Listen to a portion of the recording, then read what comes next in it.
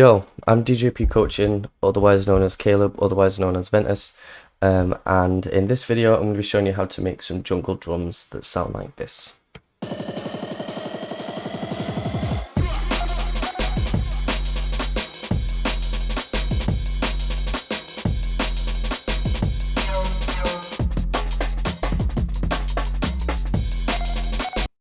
Yeah, so this is a release from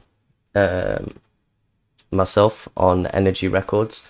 It's on a EP called 𝙀𝙚𝙧𝙨𝙚, and this track is called Champion Sound. It's the most jungly tune that I've released up until this point, but I've worked on plenty more since then. So what I'll do is just jump straight into the drums. I'll play them both together so you get an idea of them by themselves, and then I'll go break it down, and I'll try and be as quick as possible. I don't want to waste people's time. I want it to be as valuable as possible if I can.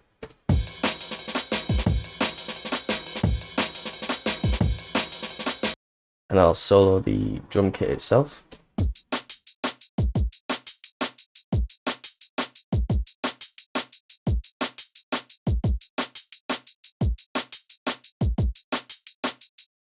And then the break over the top.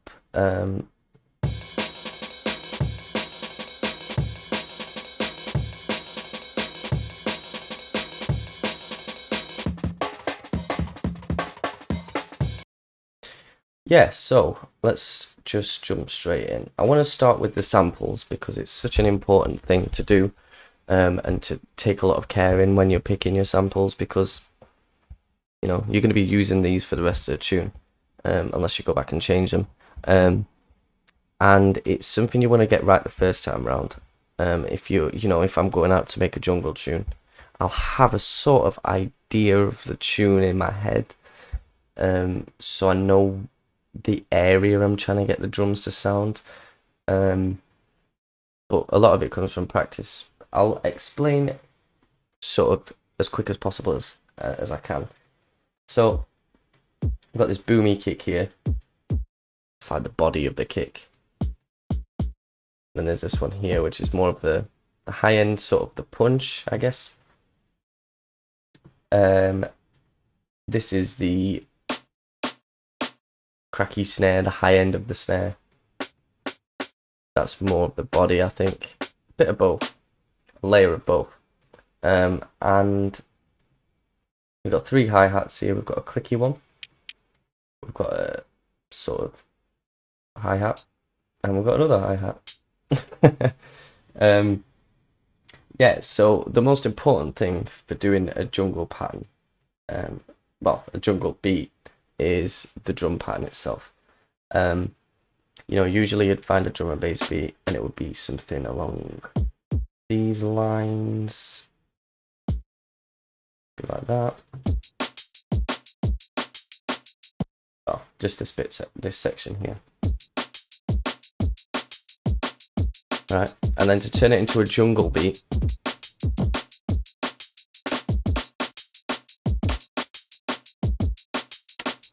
that's it, pretty much. Obviously I'd mess about with the hi-hats a little bit more. This is quite an older tune. I thought I'd show this one because it's quite bare bones, but it's the something I use a lot is the simplicity is more important than complexity. Like if you have 10 tunes that are very easy to make, like 10 tracks, sorry, like in a song. So you got a track and you've got a song and it's got 10 tracks in it, and all the tracks are very easy, simple to play instrument wise, or there's not too complicated EQing or compression or anything like that on there. It's going to sound better overall, because every single element works perfectly like to how it's supposed to be functioning in the mix. Everything has its own space, whereas I know a lot of people who sort of overcomplicate things. You can end up with a bunch of crazy sounding sounds that sound great by themselves, but when you put it into a mix together, it's all out of key, or it's out of time, or just bits. There's all sorts of reasons why stuff like that can happen. So yeah, I mean the most important bit is the beat. You want the kicks on the first beat. Second beat you want the snares. And then you want to leave the third beat, and then halfway through the third beat you want to put another snare in there, so it comes in, it's like a, so it's like offbeat, adds more of a funky vibe. It's all about this second snare really. This is straight, this is like, but obviously with the second snare being left an extra, or being brought forward an extra half a bar, extra half a beat, sorry, it really does sort of give it more of a rolling sort of funky vibe, I guess. But that's usually the jungle sort of drum setup. You know, a lot of people do the usual drum pattern and they'll say it's jungle, but it's not really jungly. Then obviously you've got that sort of ready to go. And then you need some sort of layering over the top. You know, I used to put loads of extra hi-hats in there and try and do it all in the drum rack, but in the end I couldn't get the sound that I wanted to. And the best thing for me that I found was layering another break over the top. Usually I'll cut sort of up to around, I'll show you an example. So in this one I've not really done it, because I sort of liked how the kick harmonics, I mean up to about there, you know, I started taking away the sub frequencies from the loop, but usually I'd have it somewhere up here so that you've got all the kicks and the snares sort of cut out, and you just got the hi-hats and the other sort of high-end percussion elements sort of layered over the top, and it adds an extra sort of character to it. It sounds like it's yeah, it just adds so much more character and a nicer tone to all the drums. Obviously you have to, again, going back to the samples, you have to pick the right samples. If you're picking a drum break that sounds like arse and you're spending hours and hours on it, it's gonna sound like a polished arse. It's gonna sound like you've got a really shit sample and you've really put loads of effort into it. So it's gonna sound like you're better off picking something really good and then destroying it and building again, and you'll have something completely unique to you. The samples will be good because you know you've picked good samples to start with, and it's just going to sound way better in the mix because it's going to sound good because it sounded good to start with, you know, unless you destroy it, like ruin it. But in my mind I was just thinking, you know, sort of chopping it up, taking snares out of places and put them in, you know. But yeah, like this sort of stuff is really useful. Like if you listen to, obviously the drums by themselves sound kind of boring, and then the second you layer these over the top,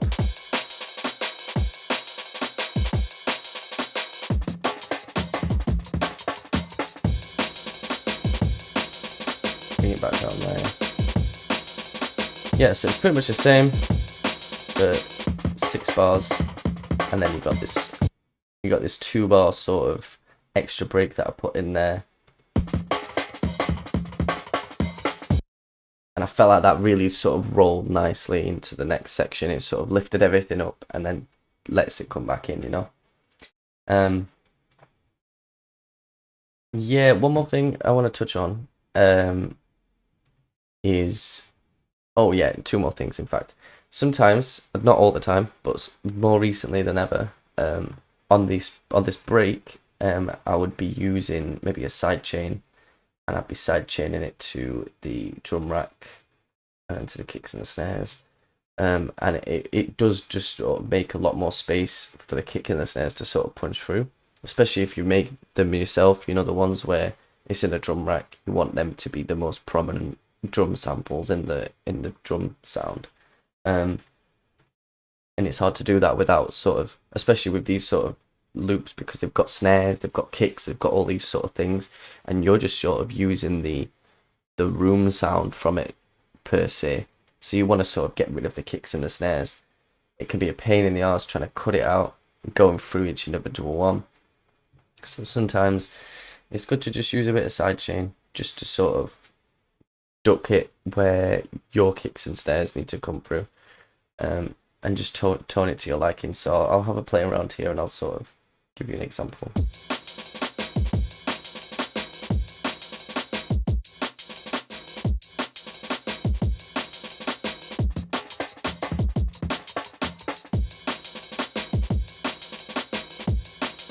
Now you compare that to that.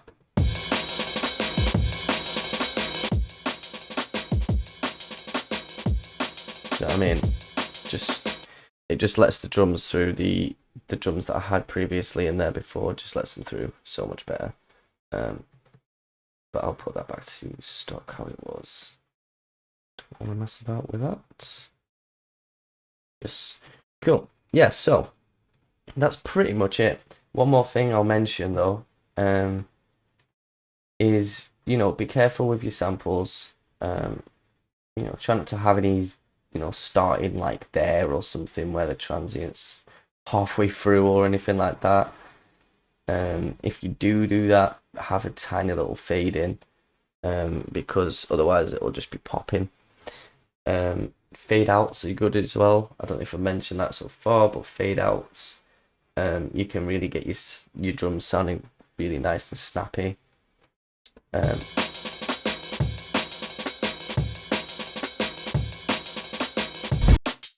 Let me just solo this real quick. We've got this snare here. I'll just show you an example because, so you got your snare.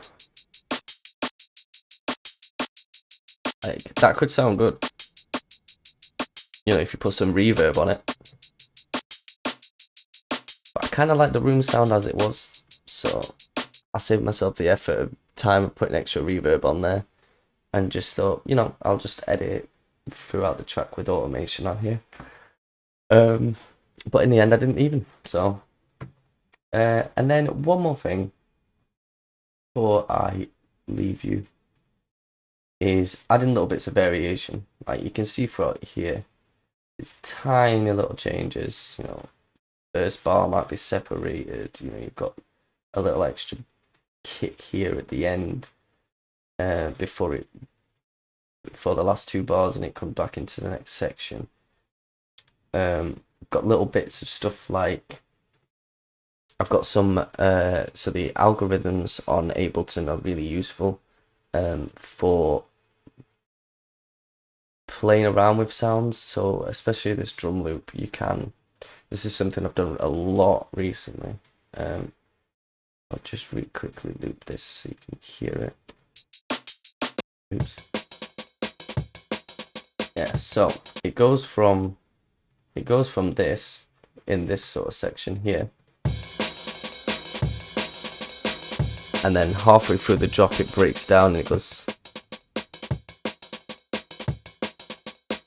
and all that is just reading the transients, and just so there's three different ways that it reads the transients. There's one where it reads it forwards and then back before the next transient comes.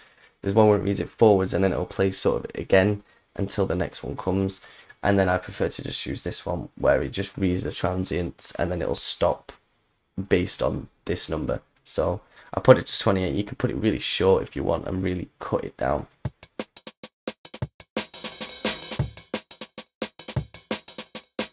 And that's super useful because it takes the drums from all the way up here in the drop to sort of subtly held it back, you know. Just play them all together so you get an idea of what I'm trying to say.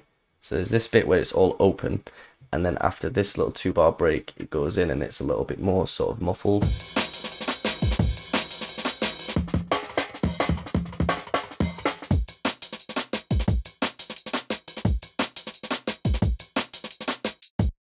And I'm using the same drums here. I don't think these have changed at all. Yeah, pretty much the same drums. Yeah, I mean, that's the general gist of it. You can really add a lot more to it. You know, if I made this now, I'd probably do it a lot differently to how I've done it here. You know, I'd probably mix the drums a little bit differently, or add maybe another break in there, take some of these bits out, and really use the best bits of each part, you know. So like I probably use like half of that. I probably wouldn't use the whole thing now, just because I like to keep it. I feel like it goes on a little bit too long, even though it sounds really good. It does get a little bit old. I feel like I could play half here, and then half the second half like later on in the track, and it's like, oh, that's the same bit but it's slightly different, and it adds a bit more variation. It sounds less boring to the ears, and people will want to listen to it longer. So yeah, that's variation. That's jungle drums. I've been Caleb, DJP Coaching, Ventus, whatever you want to call me. If you've got any other future suggestions for videos, post them in the comments below, because I'll definitely take a look at them, because I'm all ears for content. I'm really trying to get these quality of these videos increased as we go along, but it is slow. You know, I've got releases I'm working on. I've got live sets I'm working on. I'm trying to teach at the same time and do the YouTube, and I'm setting up a Patreon, so you can go check out that at some point soon. Probably the next video I release, the Patreon will be closer to ready. I can't say 100%, but there's a lot of free music on there, free insight into this tune specifically. I'll go deep into this tune, fully exposing everything. And I feel like if there's any other tunes that I've made that you want to ask any question about, like if you want to know anything about any of these tunes, ask away, and I'll be completely honest with you, because you know, I feel like more than ever right now, you know, we need to be truthful. We need to keep it real. I'm not going to lie and say that, you know, some songs I've used presets in. Yeah. What some of my best tunes, I've looked back at the projects thinking, bloody hell, how did I make that synth? And then I go in and it's a preset, and I'm like, ooh, okay. But I want you to know that all you people making music, bro, you got this. You got this. You got this. You just got to keep going, and practice makes perfect at the end of the day. Anyways, much love. Champion Sounds out for free download on Energy Records. I'm DJP Coaching, Caleb, Ventus, you know, yada yada yada. Much love. I'll see you soon. Adios.